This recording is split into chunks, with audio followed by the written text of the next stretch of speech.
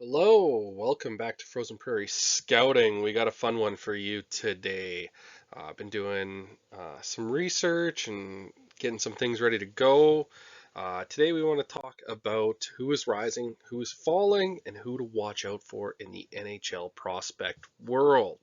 So we're looking at some rising prospects, either undrafted or drafted, and some guys that have been falling, definitely on the drafted side and kind of some other people to watch out for on the potential college free agent or even major junior free agent area. I just wanted to have a little fun today, kind of go through some stuff, some things that have been kind of on my mind, and see how the prospect world is looking as we are at the time with obviously the National U17 camp going on. The Holinka's coming up. It's funny that July can be fast and slow at the same time. The hockey news world is 24/7, 365 basically. Um, but yeah, really excited about this one today. So let's get into it. So kind of things I was looking at on the rising prospects is under 20 NHL games played, and I was just looking at 2023 to basically 2025. Because prior to that, I can really call, so you can almost call somebody a bust. And most guys in 2022 should be in the NHL if they were high first round picks. Because, even if they went to college, their college eligibility should be gone, right? So let's take a peek under the curtain here. So I know usually I kind of go through this and whatever, but 5, 4, 3, 2, 1. We got Jaden Perron, Sam O'Reilly, Ethan Wittenbach, Ivan Ryabkin, and Bryce Pickford as my quickest rising prospects. We'll start with Perron here a bit. He's just finished his third NCAA season. He was over a point a game this year at a huge school there in Michigan. Kind of the way I look at him as a shifty cerebral player. I really do think that making the move to Michigan was a good fit for him. Nodak, I think, was good, but I think he really found his groove at Michigan. Um, he's got a fun, skilled player, and obviously in the Carolina system, he seems like that kind of player that would fit there, right? He was the 94th overall pick in 2023. I think in order for him to really make that jump to be a pro player, uh, you have to he has to add some grittiness to his game. Um, like almost add a little Connor Garland, kind of never never give up, always in the battles, things like that. Like it doesn't he needs a little bit more of that. He's got a little bit of everything else, but I would like to see him add some of that grit into his game where he kind of really pushes the boundaries into the corners and everything and really wins those puck battles. But I really do think that this kid's going to be a good player at the next level. He's fun to watch, and I think he's going back to Michigan for one more year. Next, we have obviously one of a big riser here, the 32nd overall pick in 2024. He was actually an Oilers pick, but he was part of that Ike Howard trade. Right now, it looks like a kind of a tough trade for the Oilers, but also not at the same time. Ike has played NHL games. I think Sam O'Reilly will make the jump this year. Um, really like what O'Reilly brings. I think he's going to be a number three center.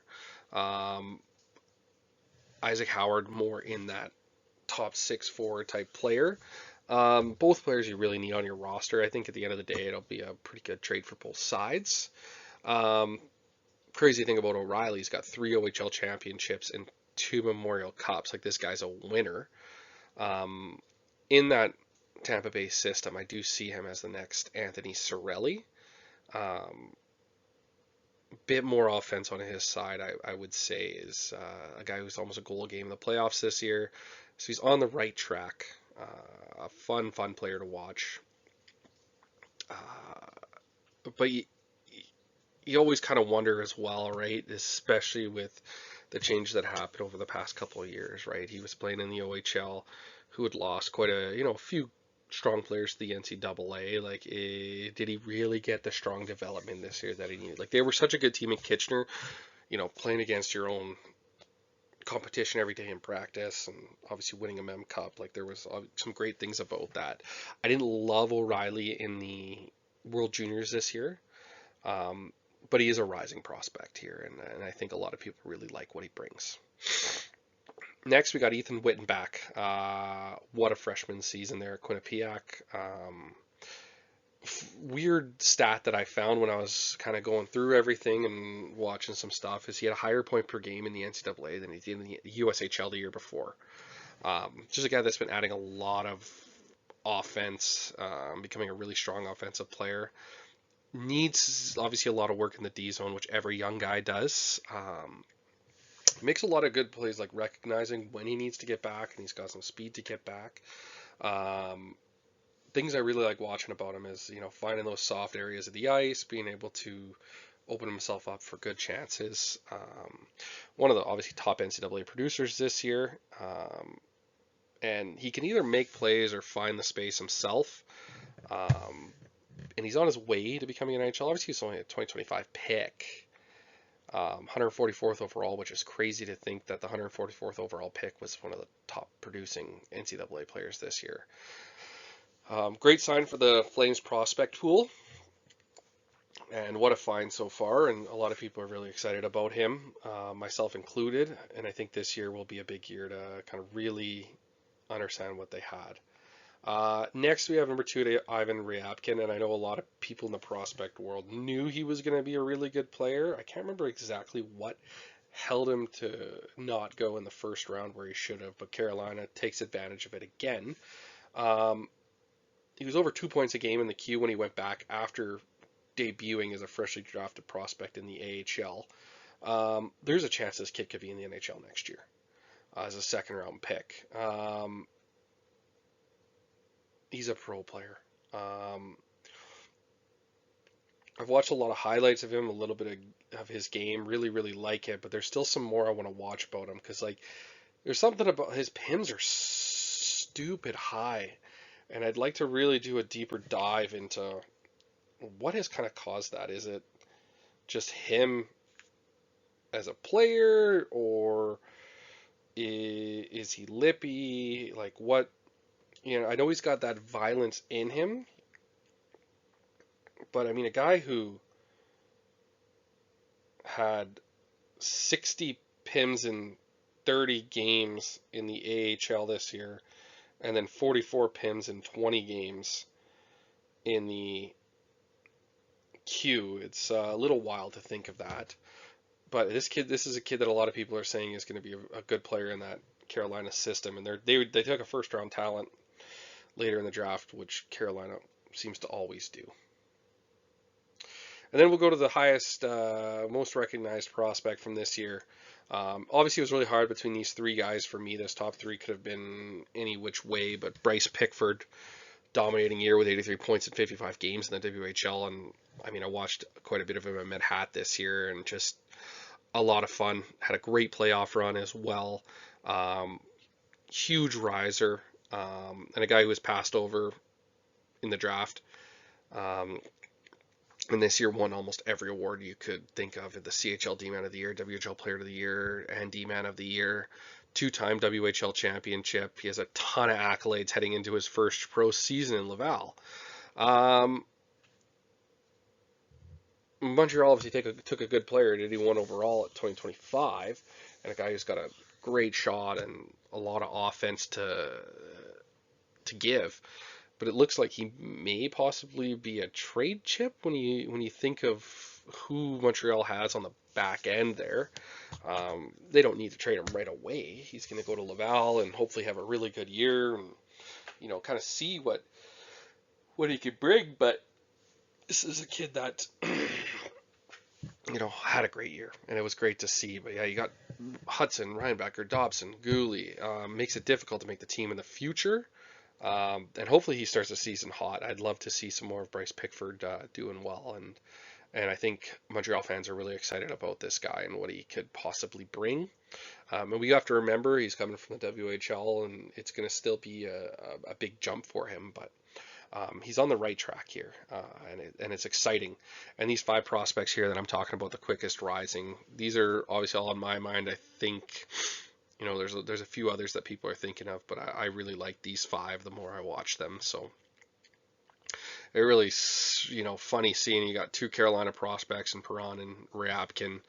Um, Calgary, with a great prospect pool, but they're looking at their quickest rising one here is their, 144th overall pick in 2025, which is crazy.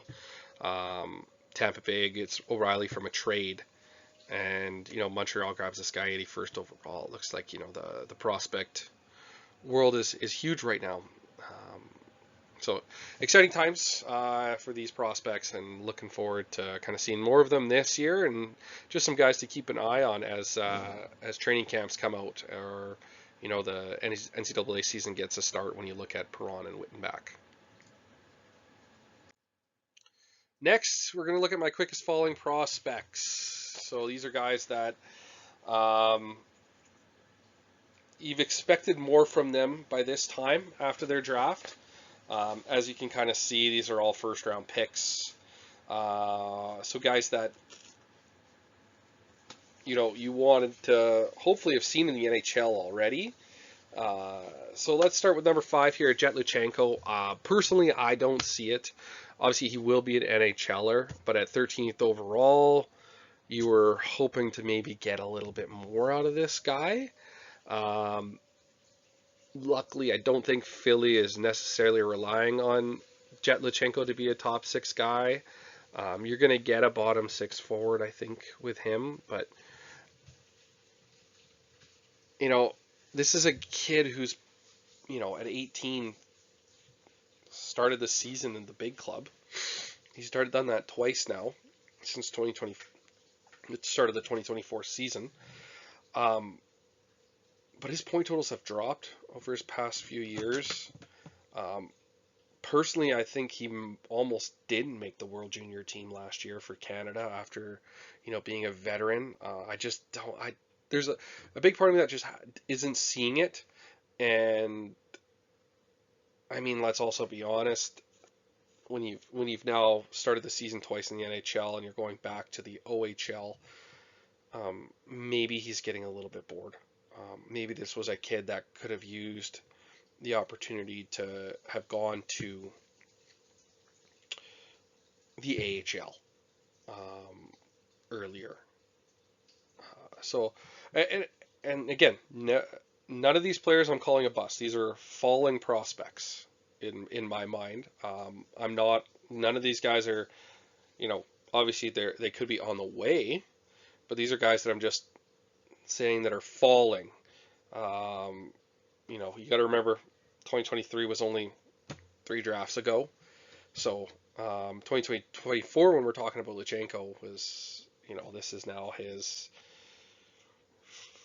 it's been 3 drafts now. But I'm just calling these guys falling because you've expected more from them by this point. Next, we'll look at number 4 with Colby Barlow. Personally, what is happening with this guy? Other than 2025 with Oshawa in the playoffs, it really hasn't seen a lot from this guy. I almost feel like Winnipeg was looking for something because they're trying to find the guys that are going to be Jets for life, or guys that are going to really love it in Winnipeg. I know people were high on him. He's still young. He played his first year in the AHL last year. But it's it's time to show it here. Hopefully he's adjusted coming into the pro game, because you need this guy to hit if you're Winnipeg. 18th overall, you expect a little bit more from this guy.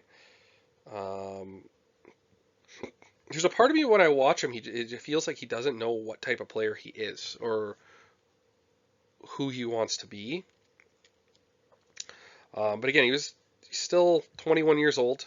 Um,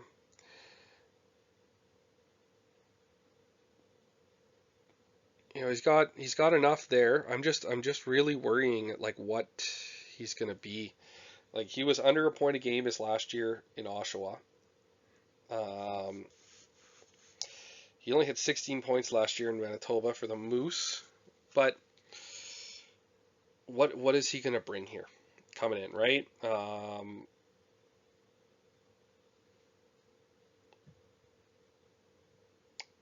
I personally, when you look at him, I thought he was a bigger hockey player, but he's only 6'1". But hopefully he can figure it out here. It's just also I feel for Winnipeg when you think about Winnipeg, like they need these guys, they need prospects, they need to develop out of their own system. It's harder and harder for them to sign free agents. So hopefully Colby Barlow can figure it out this year. And again, I'm wrong. He's not a falling prospect. Next one, number 3 with Edward Saleh. I was higher on him when he was drafted. I thought Seattle got a good one, but he's been in the AHL now. I think it's 2 years with no call-ups, starting to worry me. Um, let's also remember Seattle as a whole really sucks at developing players. Lately, their prospects have not been doing well. There's a chance coming in this year that he could make the NHL. There's still a player here in Edward Saleh. But I'm also, when you look back at everything, and again, I haven't watched a ton of video on him. I've seen obviously a bit of Saleh, and I've wanted a little bit more. But even in his year in the OHL after he was drafted, he was under a point a game. Had a good World Junior that year. I remember really liking him there. And then now he's 2 years in the AHL again. Only 21 years old, but you know that adjustment coming over to the OHL. Like you got to remember, big move for a kid at 18 years old coming across the ocean and adjusting to the North American game. But hopefully coming into this year, we can maybe see the actual Edward Saleh that everyone thought we were getting, right? 20th overall, like it's not like he came in with the highest of expectations, but we're also looking at a guy who is now 21 years old, like going in. It's time to show something here, especially after 2 AHL seasons. So let's hope. Let's hope. And then a lot of people would have him number 1, but I have him number 2 at Caden Lindstrom. It's injuries. Injuries have affected this kid.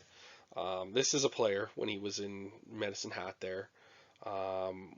There's a reason he went 4th overall that year. He's got the size, he's got skill, he's got the speed.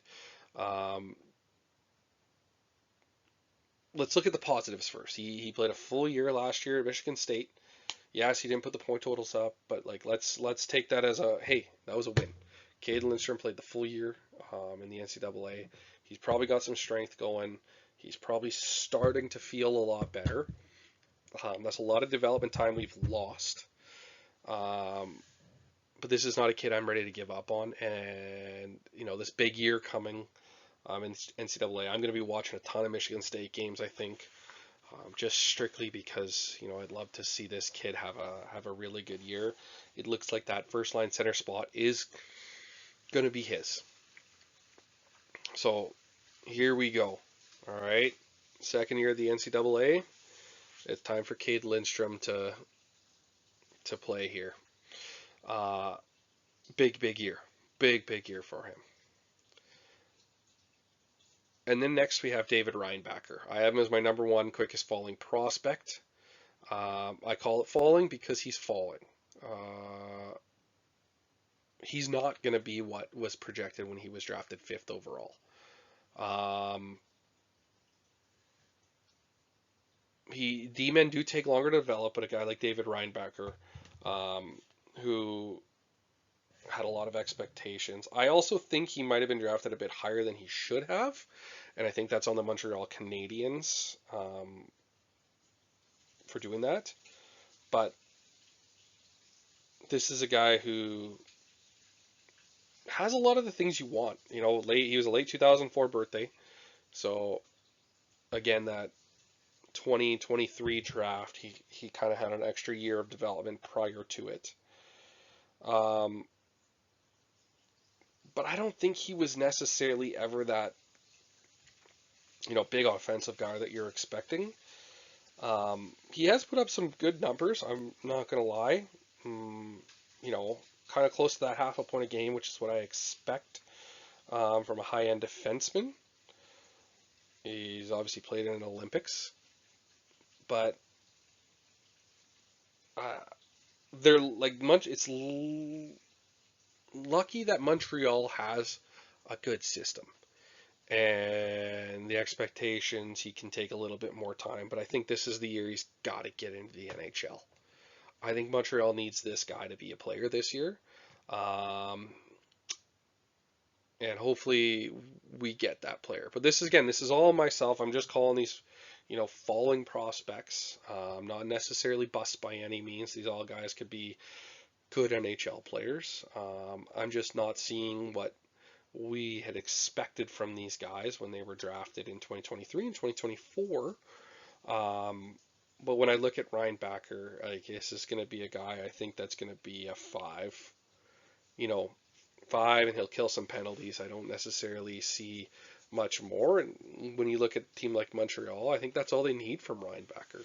They just need a consistent guy they can put out there, potentially play against some of the top lines, and kill some plays, and make some transition passes, and be able to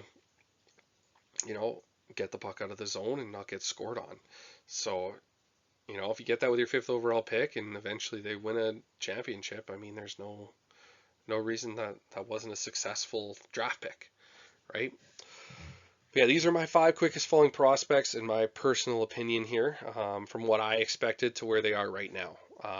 All 5 of these guys I expected to be consistent NHL players by now, and actually, personally, Caden Lindstrom, we kind of knew what was going on, but I did kind of think that he was going to be starting the NHL this year, when he first said he was coming back to play for Michigan State last year. So, but the rest of these guys, like Colby Barlow, I'd heard good things about, watched him a couple of times. Like I expected him to maybe have been a 3rd, 4th line guy in the NHL by now. Edward Saleh, especially with Seattle, I expected him to be a top 6 forward. Jet Lutchenko, I expected last year to have been a full year in the NHL and not to have had to gone back. And David Reinbacher, again, last year I expected him to have played the whole NHL season. So that's why I call these guys falling prospects. Now, let's look at some mentioned undrafted prospects. These are guys that I think could be potentially picked next year in the major junior area. So Dane Bucher, we all kind of know if you've watched my videos for a while, I did like him. I thought he was going to get picked pretty hit. I expected him to go in this past draft into the 2026 draft. I was shocked he did not. I think it's okay for him. He's heading to the WHL now. He was a 1st-round pick by Lethbridge in his WHL draft year. I've liked this kid for a while, since he was 15, when I was working in hockey then at that point.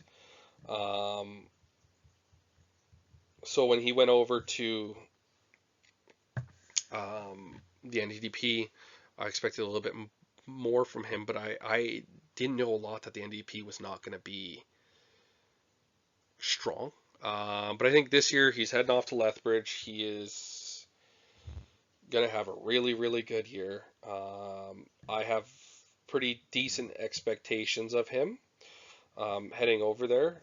And I hope the team is going to be good there in Lethbridge this year. He'll be playing with Tyden Lafournaise, who's a very good player, high-ranked prospect for next year's draft, and I think they'll find some chemistry there. And then Bucher's going to be heading off to Denver, which is a great spot for a player like him. And they've been really, really picking up these Western Canadian boys like crazy. Next, we'll talk about Tyson Moss. It looks like he's heading back to Medicine Hat. As a 19-year-old, this is going to be a huge year for him. And I mean, this is a kid that put up some numbers at points this year and showed why he's such a good player. Again, this is a kid I've been watching since he was in midget. I think it was his 16-year-old year. Really nice skater, highly offensive, skates very well. Now he's played a couple years here with Medicine Hat, and I mean, I think last year he had a hat trick in one of his games as a defenseman. Put up 29 and 55 last year, which again, we got to remember he wasn't playing a ton of minutes.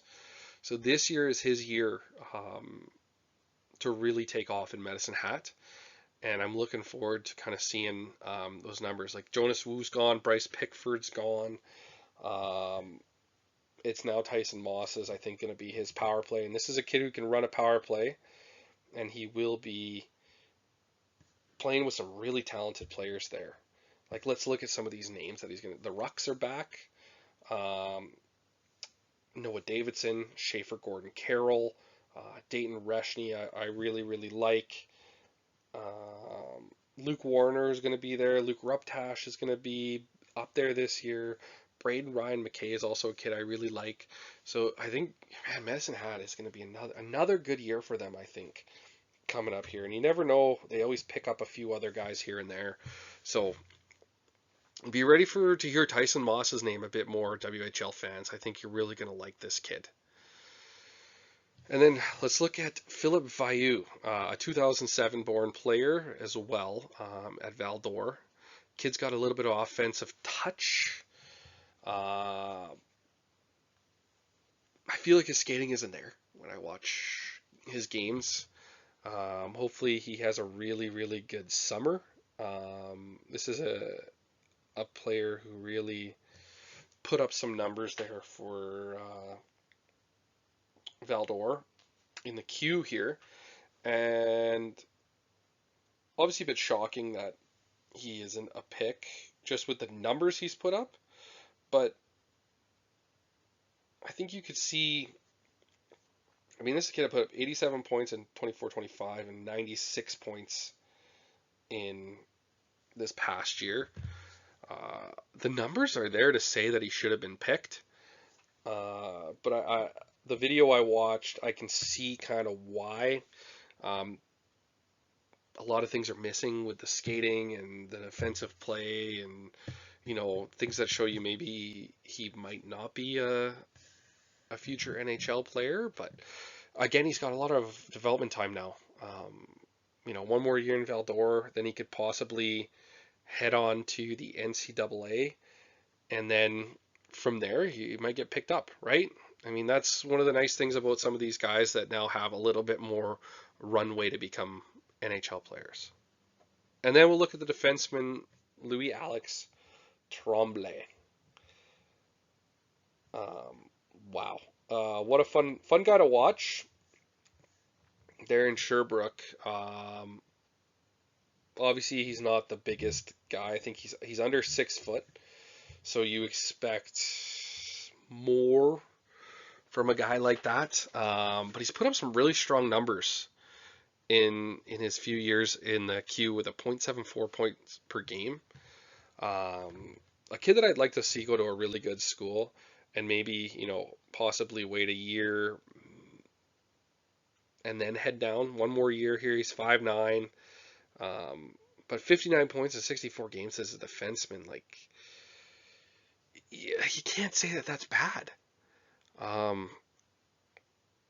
He's played 3 years in Sherbrooke now, and he's put up pretty good numbers in all of them. In the video I've watched, like, he skates really nicely. He does some things that wow you a bit on the offensive side. Plays at a high speed, a high pace. Good positioning, but again, at 5'9", right, I can see why NHL teams are a little bit hesitant on him. But he is one of those guys that hopefully, you know, heads down to a really strong school, and puts up some big numbers and gets his opportunity, right? I like to see some of these smaller guys get their chances as well. Um, every team seems to be able to use a guy like that. But then now we're going backwards into wanting those 6'3", 6'4" guys again.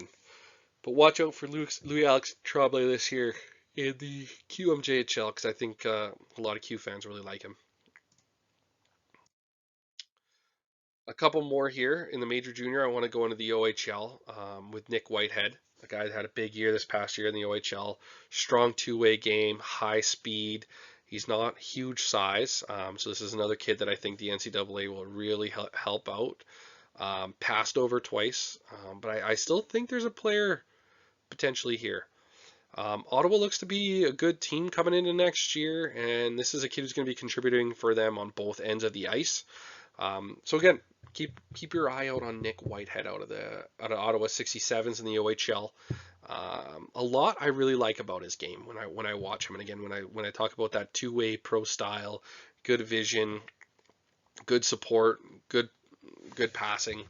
Um, but again, passed over twice, so there is something missing there that NHL scouts don't seem to love. But there's things I like about his game, and that's why I'm bringing him up here because he's got a lot of intelligence and hockey IQ when he plays. 19-year-old out of Orlando originally. Um, but yeah, highly intelligent, and I mean he was a point a game this past year, basically at 63 and 64 with 25 goals. So had his best season yet, and one more year in Ottawa, and then the NCAA, and I think he'll be one of those guys, right? Get your 19-year-old year out of the way here. And then another kid I really like here is Aiden Young out of Peterborough. One of those guys, again, another intelligent player. I really like high IQ players with speed. Those are my type of players that I like to watch, and I like to scout because I think those guys have a future no matter where it is. So again, another 19-year-old, 2007 born here. He's a hard worker, constantly going, good motor. Again, another smaller guy at that 5'11", but keep an eye out on him. It looks like he's got, well, he's heading off to UMass Lowell. It says 2028-29. He was the assistant captain in Peterborough this year with 58 and 62, which, I mean, only put him behind Novotny, who was drafted in the first round this year to Vancouver.